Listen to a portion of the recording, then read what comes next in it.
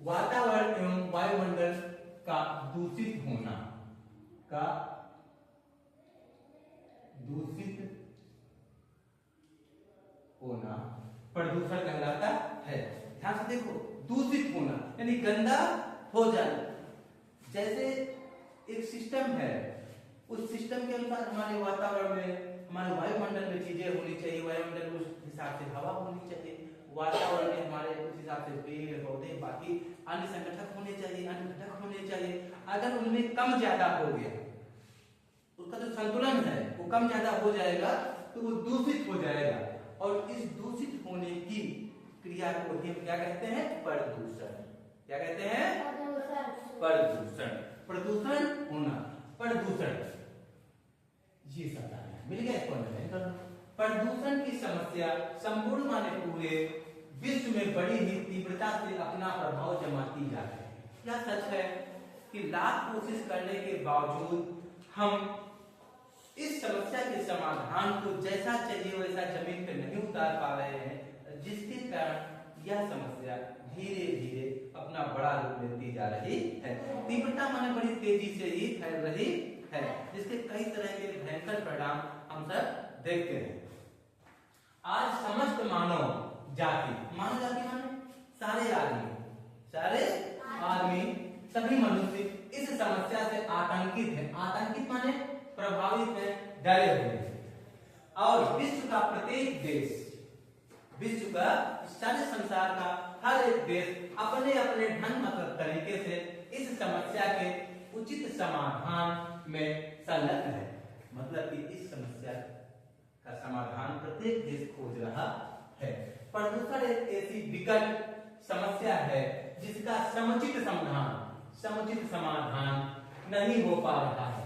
वैज्ञानिकों का मत है, यदि उनके विचार हैं कि समय रहते यदि तत्काल माने जल्दी ही फैल रहे इस प्रदूषण को सही ढंग से नियंत्रित नहीं किया गया तो आगामी दशकों में संपूर्ण धरती किसी भी जीवधारी के रहने योग्य नहीं रह जाएगी।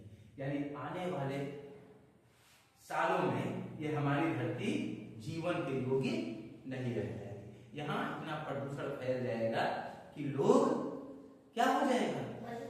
मरने लगेंगे, खत्म होने लगेंगे, तमाम तरह की बीमारियों से ग्रसित होने लगेंगे। प्रदूषण का प्रभाव पेड़ पौधों पर भी होगा। यह सत्य श्यामला से मतलब है हरी भरी धरती।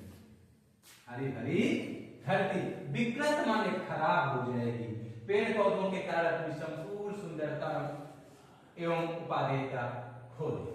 विकृत पेड़ पौधे, आप जब पेड़ पौधे खराब हो जाएंगे, विकृत हो जाएंगे, तो ये उपादेयता माने होगा इसका अपनी उपयोगिता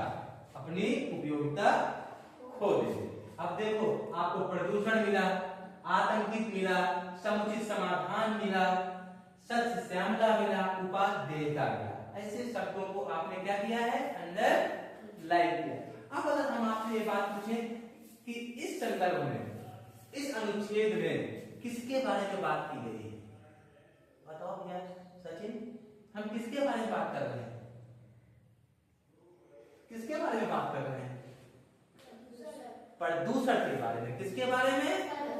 आज हमारी चिंता का सबसे बड़ा कारण क्या है? प्रदूषण है।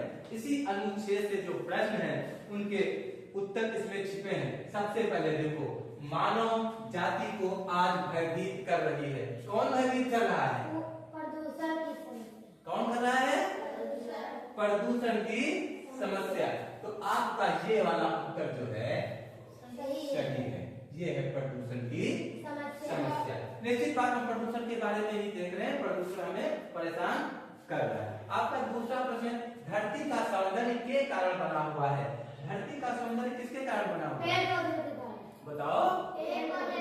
सस्य श्यामला, खूब पेड़ पौधे, हरे भरे पेड़ पौधे हैं, तो उसके कारण धरती का सौंदर्य बना हुआ है। तो हम इसमें पेड़ पौधे कहाँ हैं भाई? ये आपका इसका उत्तर हो गया। ऊंचे भवनों, जीवधारियों, वैज्ञानिकों, जीवधारी वैज्ञानिक, ऊंचे भवन, इनके कारण हमारी धरती की कोई सौंदर्यता नहीं है। इन सभी कारणों से हमारी धरती में प्रदूषण फैल रहा है किसी न किसी रूप में, परंतु पेड़ पौधे ऐसे हैं जो कोई प्रदूषण नहीं फैला रहे, वो हमारी धरती को साफ और सुंदर बनाते हैं। आपका अगला प्रश्न है कि प्रत्येक देश प्रदूषण की समस्या का, देखो विश्व का प्रत्येक देश अपने अपने ढंग से इस समस्या के उचित समाधान, ये क्या खोज रहा है, उचित समाधान, उचित हल, उचित समाधान में संलग्न है, खोजने में संलग्न है। तो क्या लिखेंगे इसके उत्तर में, प्रत्येक देश प्रदूषण की समस्या का ढूंढ रहा है, समस्या को सुंदरता, उचित समाधान या पेड़ पौधे, बताओ उत्तर इसका क्या होगा, बोलो उचित समाधान आपका करेक्ट उत्तर है। खो देगी क्रिया है, खो देना एक क्रिया है। हम कब कहते हैं, देखो 3 काल होते हैं, काल कितने होते हैं, 3, समय 3 तरह के होते हैं, एक वर्तमान, इसकी बाद और इसके पहले भूत जो बीत चुका है, भूतकाल ये बीता हुआ समय है, बीता हुआ समय। आज कौन सा दिन है, सोमवार, तो रविवार जो कल बीत गया है वो रविवार क्या था, भूतकाल हो गया, बीता हुआ समय।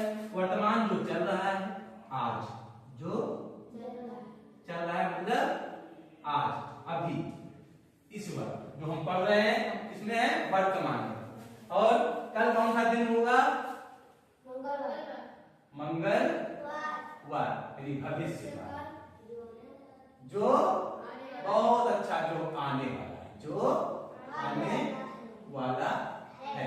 अब देखो क्रिया, क्रिया जो हम करते हैं उस प्रक्रिया को ही क्रिया कहते हैं। जो भी हम काम करते हैं वो हमारी क्रिया होती है।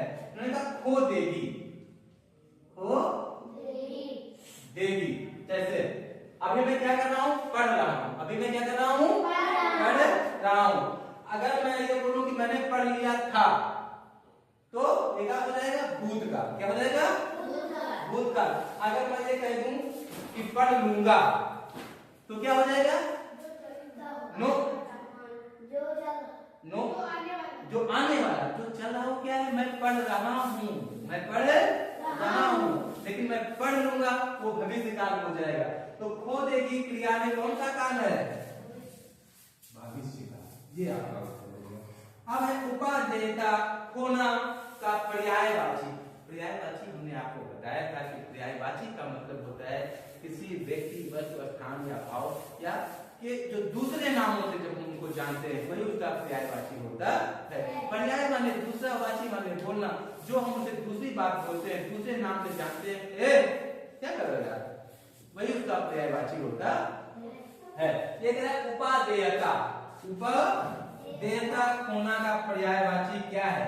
हमने क्या बताया कि अगर हम नहीं समझे, इस प्रदूषण का हल नहीं निकाला गया, तो जब पेड़ पौधे विकृत हो जाएंगे तो हमारी संपूर्ण सुंदरता, हमारी जो पृथ्वी है वो अपनी संपूर्ण सुंदरता और उपादेयता हमारी उपयोगिता, उपयोगिता को क्या कर देगी, खो देगी, खो देगी। तो उपादेयता का मतलब क्या हो गया बेटा, खो देगी। उपादेयता का मतलब उपयोगिता खोना, जी आपका उत्तर।